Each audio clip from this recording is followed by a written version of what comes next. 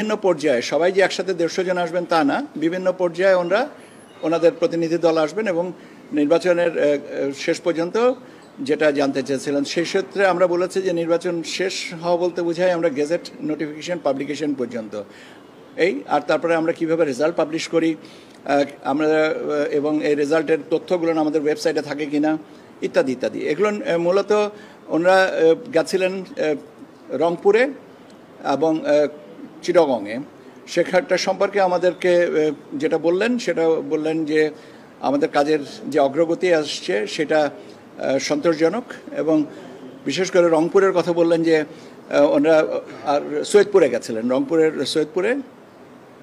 তো আমরা বললাম যে আমাদের ভোটার তালিকা এবার আপডেট করার ব্যাপারে এবং 31শে অক্টোবর পর্যন্ত আর একটা ভোটার তালিকা আমরা প্রকাশ করব এবং সেটার পরে সম্পর্কে জানতে চাইলেন যে 31শে অক্টোবর কেন, এটা অন্য কোনো ডেট না কেন।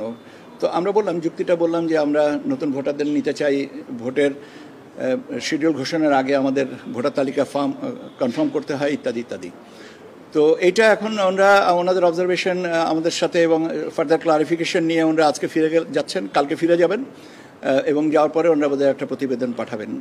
এই তো বছরে আমাদেরকে ওনারা এমওইউর একটা ড্রাফট দিয়ে গেছেন, যে ড্রাফটটা নিয়ে আমরা পর্যালোচনা করে এই ড্রাফটটা সাইনিংয়ের ব্যাপারে আগাবো। আমাদের কোনো অবজারভেশন থাকলে আমরা এদেরকে জানাবো যে আমাদের এই অবজারভেশন আছে, আর যদি না থাকে তাহলে যা আছে সেটা অনুযায়ী এটা হবে।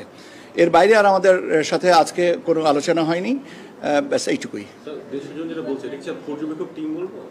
পর্যবেক্ষণ দল এটা 150 জন, কিন্তু সবই 150 জনই যে একসাথে আসবে তা না, হয়তো 10 জন আসবে তারপরে হয়তো ফিরতে যাবেন। এখন ওনাদের ক্যাপাসিটিতে এটাকে অর্গানাইজ করবেন, কাজে 150 জন ইন অল।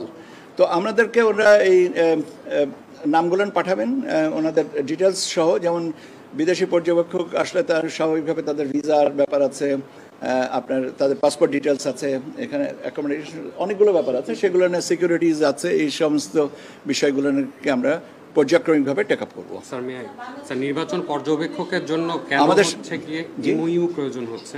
এমওইউ এটা ওনাদের স্ট্যান্ডার্ড এটা ওনাদের স্ট্যান্ডার্ড অপারেটিং প্রসিডিওর আমাকে বলেছেন, যে এটা একটা ওনাদের এসওপি, সেই অনুযায়ী আমাদেরকে এমওইউ এর একটা খসড়া দিয়ে গেছে। আগে কি কখনো হয়েছে?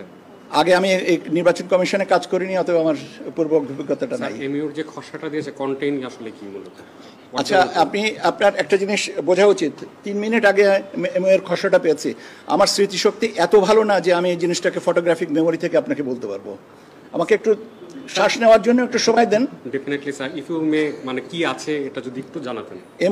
আচ্ছা, একই তো প্রশ্ন আবার হইল। আমি ভাই বললাম তো আমার সীমাবদ্ধতা আমার ফটোগ্রাফিক মেমোরির না, এবং আপনাকে যেটা জানতে চাচ্ছেন এমওইউর ব্যাপারে কি আছে না আছে, এমওইউ মেমোরেন্ডাম অফ আন্ডারস্ট্যান্ডিং এর একটা খসড়া দিয়ে গেছেন। এটার ব্যাপারে আমি এখন আপনাকে 3 মিনিট আগে যেটা পেয়েছি আপনাকে কি করে বলবো? আমি কি আমার সীমাবদ্ধতাকে ক্ষমা করবেন। আর কিছু? ধন্যবাদ আপনাকে। আমি এই মুহূর্তে এখানে দল নিবন্ধনের অগ্রগতি সম্পর্কে যখন আমি নিজেই জানবো আপনাদেরকে জানিয়ে দেবো। অনেক ধন্যবাদ।